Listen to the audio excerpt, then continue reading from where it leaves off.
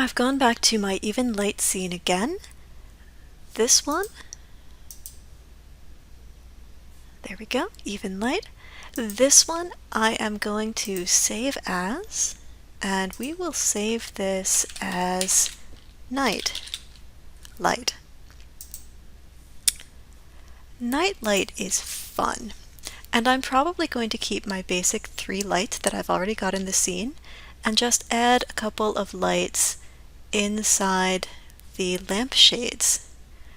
So, with even lighting, with night lighting, you might have some light coming in from the window. If you do, it's probably going to be very faint. It's also likely to be rather blue because it's night, and at night you don't really see a lot of colors. So I'm going to come into my key light. I am going to make it a rather intense blue color.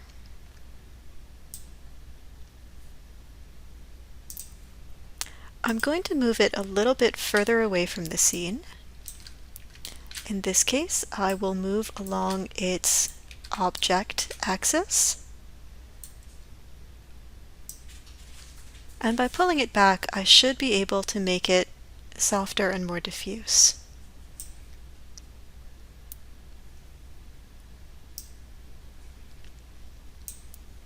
I don't want so much light in the scene, so after I'm finished getting my general light colors in, I'm going to take this exposure and I'm going to turn it down, but for the moment, we'll leave it where it is. The fill light, you have seen me do contrasting colors in the other 2 scenes. At night we see such a small range of colors that I'm actually going to keep this in the blue to purple range. I might make it a little more purple. Maybe something right in there. And the backlight, I've only got the one here, and I want it to be very, very soft.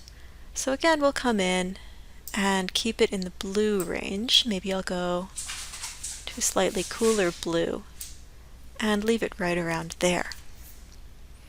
So, next, there's too much light in the scene, so I will come in and I will turn my light intensities down.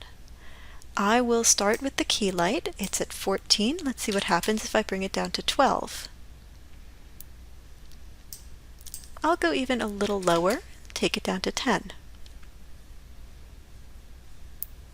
Now you can really see the effect of the other 2 lights, and in fact I think I'm losing the key light a little bit, so maybe I'll bring it back up to 11. Or all the way up to 12. And I hope I'm getting a little bit from it. Let's see if I turn my intensity down to 0. Yeah, I'm getting a little bit. Just a tiny smidge. So next I'll take the fill light. It's at 15. We'll bring it down to 13. And now the scene's starting to look quite dark. The backlight, I'm just going to take down a tiny bit. And that's probably pretty good for straight up nighttime, but I would like to illuminate one of the light bulbs. I might even do both of them. Again, I will pause this render right here. I am going to make a new area light. This one I will switch over to be a disc shape.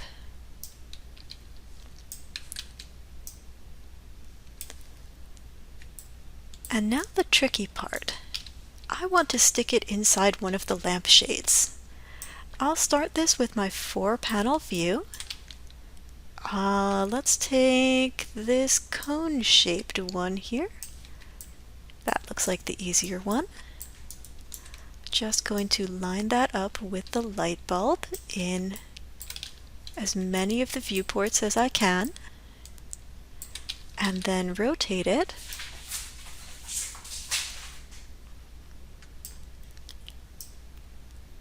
so that it is facing in the right direction. Does that look good? Yeah, that probably looks good. I'm putting it at the very tiniest end of the light bulb, and I may disconnect it. So let's see which lamp that is. That is lamp 02. So I will call this one lamp 02 bulb. And in my relationship editors, light linking light centric, I will take that and remove it from the bulb. Now we'll test this out and see what this looks like. So I will start my render again.